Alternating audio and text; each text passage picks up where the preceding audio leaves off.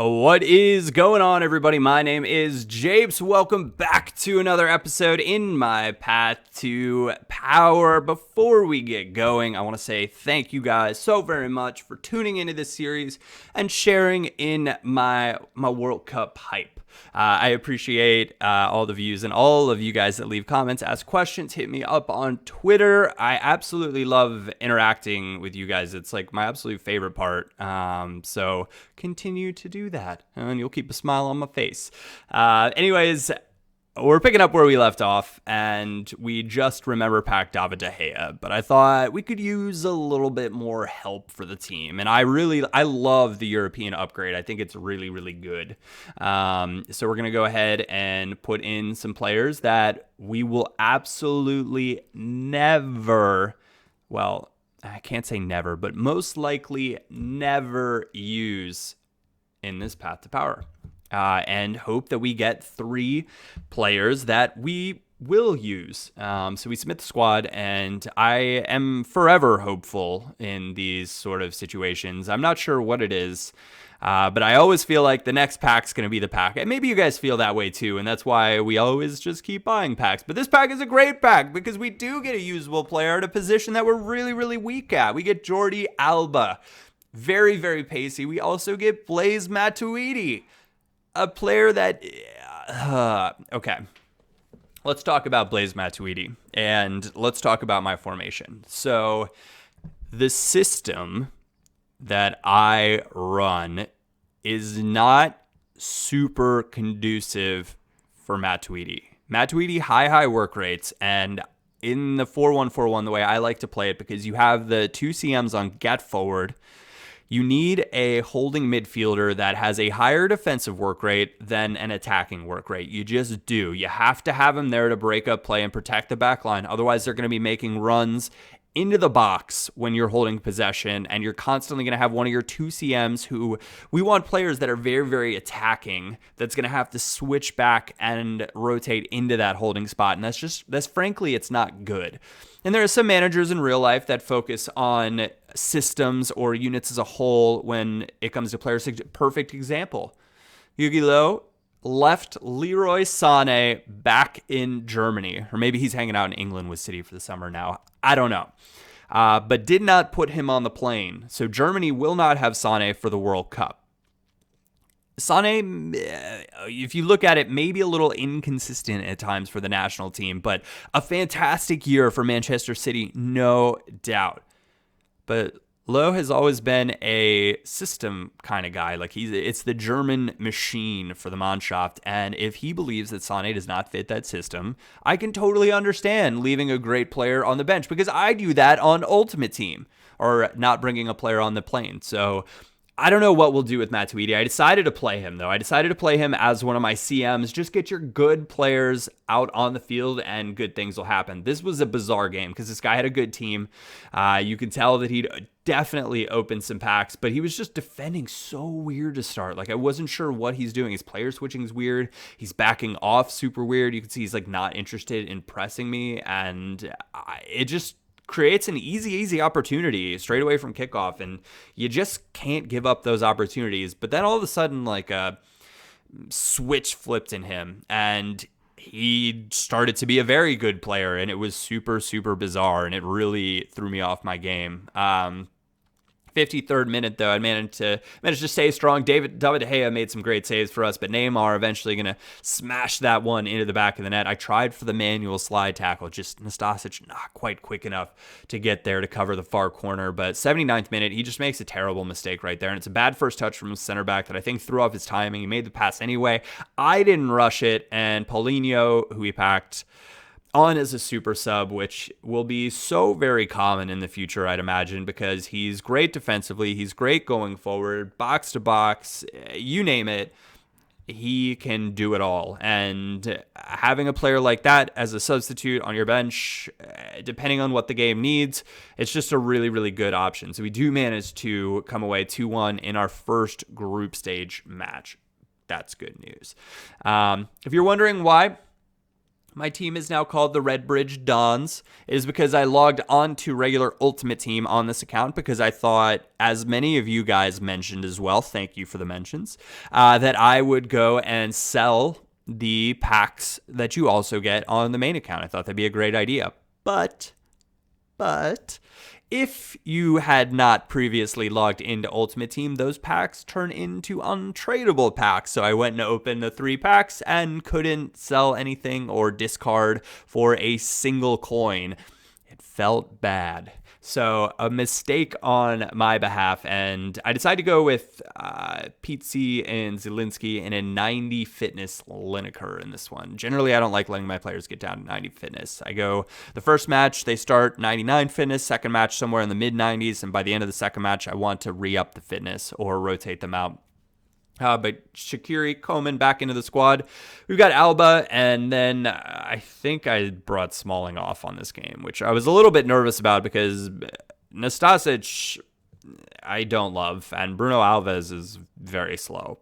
So if I come up against a very pacey attacker like, I don't know, Mbappe, I'm in for a bit of trouble. This guy, great team. Goretzka, Mateos, Mbappe, Herrera, Varane, Umtiti, Fabian. I don't know if I would, Klein, and then David Silva on the right. And he, I believe, stuck with the 4-3-3. So you got to give him props for that. And it was a fun game because of it. But a nice goal here, 17th minute. And I just got myself a little bit mixed up for a second. And I thought it was going to be a classic goal. But Pizzi with an absolute thunderbolt right into the back of the net. Flicks it over his head, scores the opener. Absolutely love it. And we'll get the replay on that because it's probably one of the nicer goals I've scored in Path to Power so far. Obviously not a passing goal, just off of a rebound or a clearance. And there's Nastasic turning like an 18-wheeler, trying to, right there I'm using left trigger, and left trigger should allow me to jockey and shift around a little bit faster, and he still feels like he's an 18-wheeler that's got a truckload of rocks in the back, and I don't know, because he's got 70 pace. Like, he should maybe feel a little bit quicker than that. Frankly, he just doesn't, and dove out of the way on that one. That's the second time I went and stood there, and I was like, I should stay here, and then as he went up to kick it, I was like, I'm gonna dive, and it's backfired both times. Just not ideal. So next time, I promise I'm going to stay. And you guys are going to, I'm sure the next penalty I'm going to stay, and he's going to knock it right where I would have dove. And you guys are going to be like, Japes, what are you doing? I'm going to be like, I don't know what I'm doing anymore, man.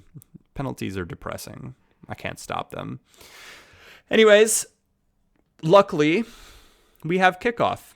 And if you've just been scored on and you have kickoff, I would recommend a very slow but precise attack, because undoubtedly, if you're careful with possession, you should be able to find some sort of an opportunity. And Pizzi there puts it into the back of the net for us here, 38th minute, and this is just Nastasic. I see the run from Mateos, and I'm like, I've got him. I'm going to just tap left trigger, and he's going to stick his left foot out, and I've covered it because it was a weird pass a little bit to the side. But no, the 18-wheeled Nastasic unable to turn like that. Card is crazy frustrating, and I just don't know if he's going to see minutes for us in the future. It took it all the way here to the 66th minute, and a nice bit of work from Kingsley Coman. Inside pass finds Paulinho, who we've brought on yet again as a super sub. Alves inside to Pizzi, Shaqiri scoring crucial goals at crucial times for us. Remember, I think it was his game winner in the last episode that won us the World Cup. Also, if you guys are wondering when new episodes of Path to Power are going to be out, just check in the description down below. I've started leaving I don't know if it's a comment. Well, first timeout. All right, so 2 terrible passes for me in the 90th minute. The first one should have gone backwards to Pizzi. The second one, I just needed to turn around and not rush it, and I did rush it. And I didn't want to tackle Mbappe right there with Bruno Alves because Bruno Alves is not quick enough to keep up with Kylian Mbappe, but he finds David Silva, who hits the perfect dream curler in the 90th minute, and really just a buzz killer for me to bring this back 3-3. And I felt so dominant for this game, but it just felt like every time he attacked, he scored a goal. And obviously the stats are a little bit different. He did have 6 opportunities, 6 on target, so it's not every, but every other. And honestly, it doesn't feel great to get a draw, but it's okay, especially because it's in the group stage and we still just need a win to progress out of the group. Even a draw maybe might get us out of the group. I don't know. I haven't tried that. And I haven't seen that from anyone either. So we're still in a perfectly fine position. It really doesn't hurt us at all. Maybe a few coins here or there for not getting the win. Put a fitness card here on Mr. Lineker.